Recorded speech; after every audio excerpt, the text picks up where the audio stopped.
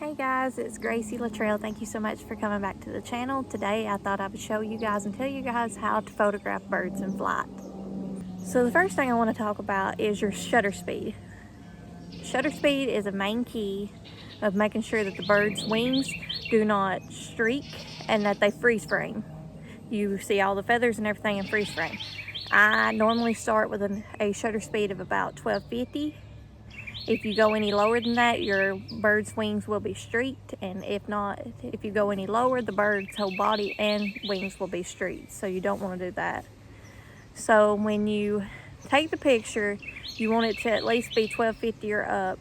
For bluebirds and stuff, 1250 and 1600 around that range works great for me to get the bird's wings in frame. But if you're working with like hummingbirds are going to need a shutter speed of at least 2000 or up, 2000 to 4000, because their wings are fluttering so much faster than any of the other birds. So you've got to have that extra timing in for your camera to be able to snap and be able to catch that hummingbird's wing in flight. The next thing I want to talk about is f-stop. F-stop really depends on your sunlight, where the sun's at on that day. If it's straight down, you're going to have one f-stop. If it's casting away, you're going to have another f-stop. For instance, if the sun's setting and you don't really have that much light, you're going to need a f-stop of a lower range. Versus if you have sunlight, you are going to be able to play with your f-stop and be able to have a higher range and number, which would shut out some of the light, because the f-stop is just your camera. It's allowing light in. So like a f-stop of 4 would be like that. An f-stop of like f11 or something, I'm just using this for instance, it's going to be tiny. It's not even going to, it closes out your light. That's what f-stop does.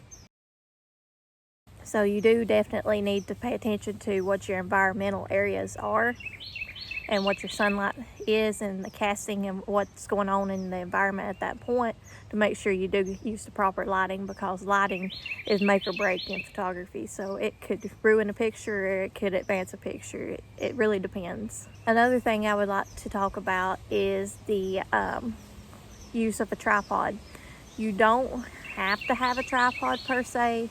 I know a lot of my bird photographer friends don't use a tripod. I'm one of them that's anti-tripod unless I have to have it, because I want to be able to move with the bird. If you're stuck and glued down to a tripod, it's kind of hard to move it when you've got a bird going over top of your head, and by the time you get the tripod folded and you get up in the air, the bird's done gone, so you've done lost that shot. So you need to have a way to be able to move around with the bird. So I like to not use a tripod, but I'm definitely not telling you not to use one. I'm just saying my preference is to be off of a tripod so I can follow it.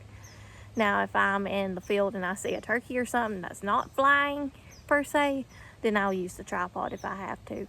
And if you're filming, you need to use a tripod, because that much rattling, you're going to have so much bobbling in your filming that it's not even funny. And most of the time, that's I very rarely show a video that's got that much bobble in it, because to me it's just ruined by that point. So if you're filming, you need to use a tripod. If you're not filming, photographing pictures, you can just be freehanding it.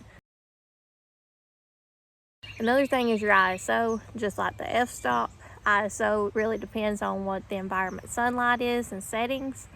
If you are going for more of a sunnier day, your ISO needs to be lower.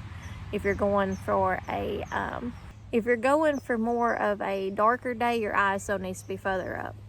So, and it really just depends. You can still play with it if you have a sunny day, and you don't have to go as low as you would want. But if your shutter speed is very up, like if you're photographing a hummingbird, your shutter speed is at 2000, then you're not going to be able to come down to like 400 or 600. It's just not going to work, because you're already maxing the camera out at giving that amount of shutter speed, which is choking out your light.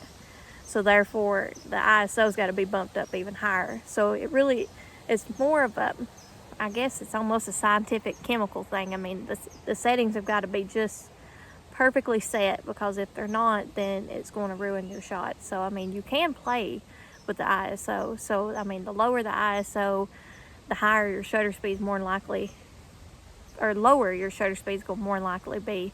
But if you're doing a higher ISO, then you can go as high as you want to on shutter speed most of the time.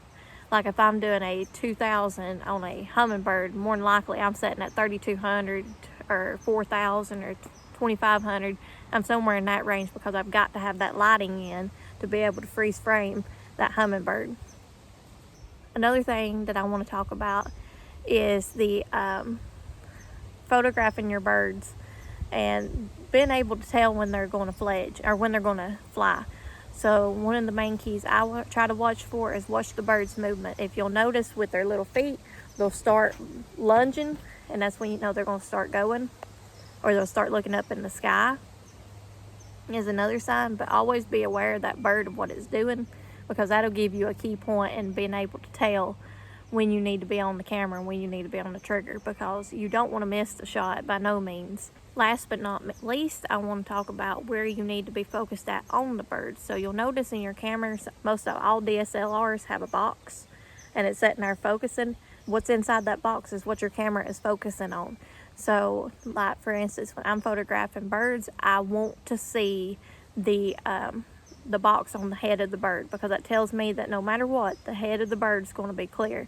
And it's more important to me to have the bird's head clear than to have any of the body clear, because if you don't have the head clear, to me it's just a shot burnt, because you've got to have I want people to be able to see the bird and see it in clarity, see its eyes, see its beak and everything, because at the end of the day, the head of the bird is what's making, I'm not going to say it's what's making it, the whole body's what makes it, but you want to have the head in focus at least, or at least I do. So I don't know, other photographers may have a different preference than that. If you are a photographer, let me know down below what your opinions are on that. I would love to hear it, as I love to hear from everybody.